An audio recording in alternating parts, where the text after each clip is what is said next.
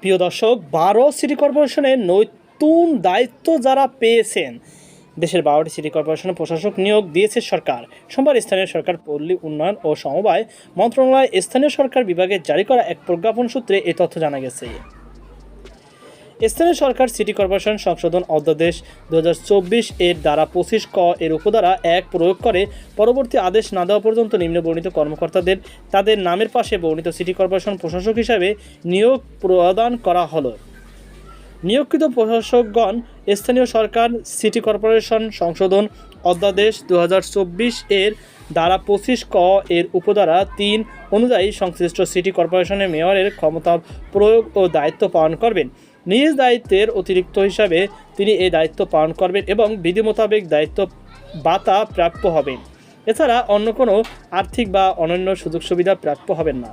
এর আগে 12টি সিটি কর্পোরেশনের মেয়রকে অপসারণ করে সরকার। তারা হলেন ঢাকা দক্ষিণ সিটি কর্পোরেশনের ব্যারিস্টার শেখ ফজলে নূর তাপস, ঢাকা উত্তর city corporation Atiqul Islam, Chittagong city কর্পোরেশনের রেজাউল করিম চৌধুরী, খুলনা সিটি কর্পোরেশনের Talukdar Abdul Khaleque, Rajshahi city corporation AHM Khairuzzaman Liton, Barishal city corporation Abul Khair Abdullah, Rangpur city corporation Mostafizur Rahman Mostafa, Sylhet city corporation Mohammad Anwaruzzaman Chowdhury, Mymensingh city corporation Ikramul Haque Titu, Cumilla city corporation Tahsin Bahar Suchona, Gazipur city corporation Zayeda Khatun এবং নারায়ণগঞ্জ সিটি কর্পোরেশনের মেয়র সেলিনা হায়াত আইবি।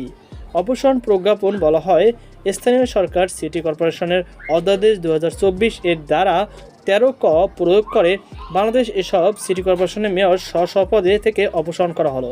প্রিয় দর্শক, যারা যারা দায়িত্ব আছেন, প্রজ্ঞাপনে আমরা দেখতে পেয়েছি যে মোহাম্মদ শের আলী 2 নম্বরে, এটা হচ্ছে যে ঢাকা দক্ষিণ সিটি কর্পোরেশন।